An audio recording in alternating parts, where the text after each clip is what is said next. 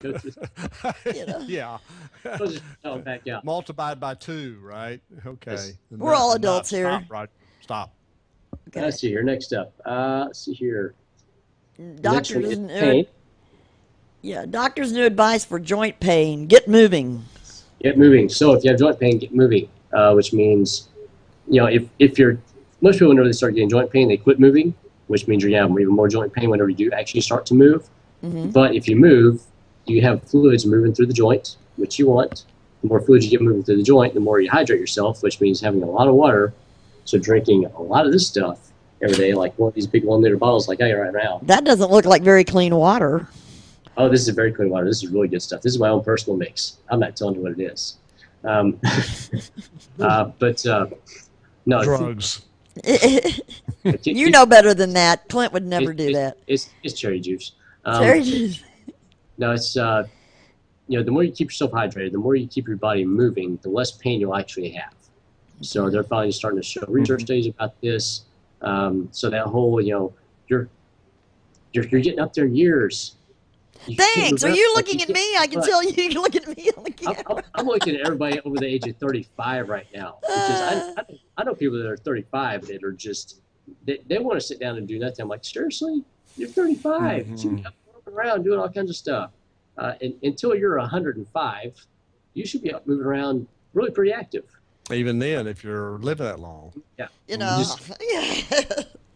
Basically, once you stop moving, you die. Is basically what it comes down to. Move it or lose it is what it comes down to. Okay. Move it or lose it. So if you want to keep the joints and keep them healthy, keep them moving. Otherwise, you will lose them.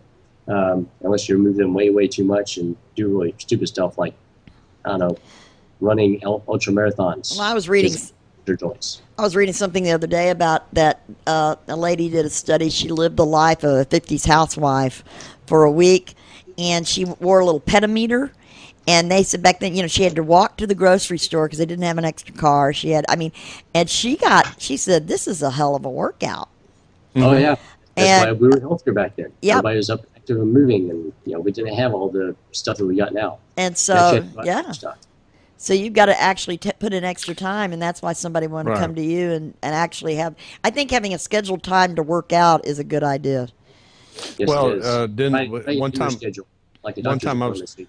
I was talking about people in New York City going up there, and you don't see heavy people walking around New York City because they walk so much. And I don't know, I'd say most of them probably don't do any more than that, but you just see the benefit of just walking.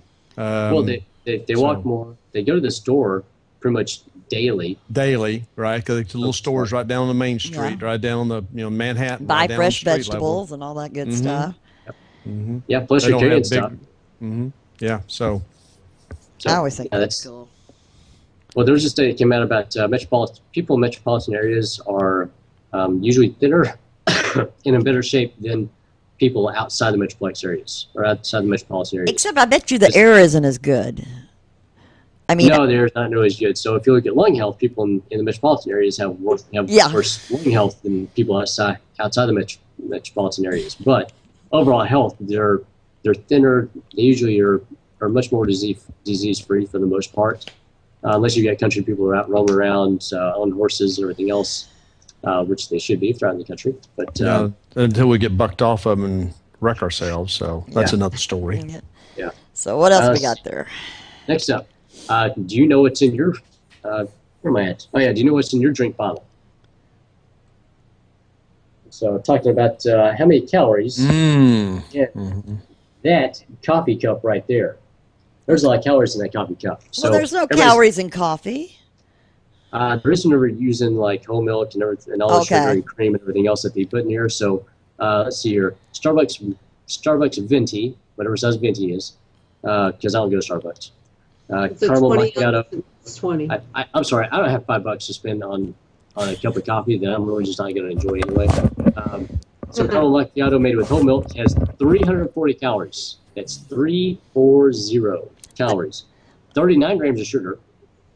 That's right, 39 grams of sugar and 13 grams of fat. That's a cup of coffee. That's loaded with the sugar and cream. Yeah, so, I mean, it's just, the calorie counts on some of the stuff in here is just astronomical. Sweet tea from McDonald's, 300 calories and 72 grams of sugar. I think sweet tea is horrible. I will not drink it. I think I just think you're drinking sugar, nothing. I'd rather have a piece of cake. Yeah. Yeah, good point. You are having a piece of cake. Yeah. I started to say 2 or 3. Yeah, if I'm going to drink sweet tea, I'd rather have me a big candy bar. Yeah. So have some Snickers. They'll actually satisfy a little better. Yeah. Smoothies. McDonald's. McDonald's trying to get healthy with smoothies.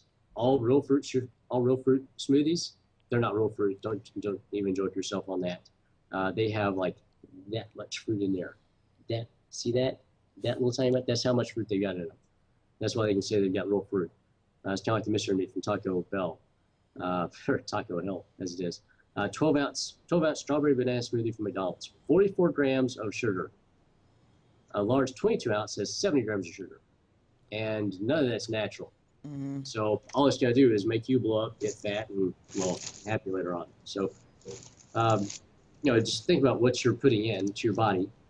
And you can make a pretty decent smoothie. Yeah, you can make a pretty decent smoothie yourself, and there's some protein powders and things you can get. Some protein powders, some greens powders, some fresh fruits, some fresh berries, some ice. Protein powders are fattening too, though. Oh no, they're not. Who told you that? They got a lot of calories. I've got a whey protein in my closet right now. It's got a lot of calories. Have all the whey protein you want. It's not going to get you fat. Up to a point. I mean, there's the caloric load, but the thing with protein, it takes your body quite a bit of energy. 1, to break down protein. Okay, when you take it in. 2, it helps build your system, and it actually increases metabolic rate. So if you think about thermic burn rate, whenever you take those things in, for carbohydrates, thermic burn rate goes down. Okay, for fats it goes up. For proteins it goes up. So what kind of protein? When you say protein, give an example of proteins. Like what's a quick list? Huh? What's a quick list of proteins type foods that you can list? Let's see here. Quickest, easiest foods out there: lean meat, lean chicken, fish, red meats. Get the grass-fed red meats, because actually grass-fed red meat is just as good for you as fish is, if not better in some cases. Grass-fed, fresh meat. Grass-fed red meat is very, very healthy for you, actually. Stick with those. If you want to get exotic, you can go with some ostrich or some bison or something like that. Have fun with those. But really, for meats, get the leanest you can find. Get the nice 7% lean on meats. Yes, they cost more, but you get more meat by volume out of it. You also got chicken and fish. Yeah, you got chicken and fish. You got tuna. Getting lean meats. But that doesn't sound like it'd be very good in a smoothie. Yeah. Well, and first you got whey protein. Whey protein is milk protein. Very light, very easy to digest. Very, very quick assimilating. Increases immune function. Really good for immune function. And I tend to think when you do a smoothie, when it's all mixed up like that it goes through you quicker so you don't get as fat. I know that is crazy. But, Yeah, well, the other thing with proteins is your body really doesn't store protein. It takes in what it needs, and anything that's extra, it goes out to waste. Carbohydrates, it will take in the store because it can store those. Fats, it will take in the store. Okay. Proteins, not so much because it takes a lot of time and energy to store protein. Okay. Or to break down to amino acids to store it.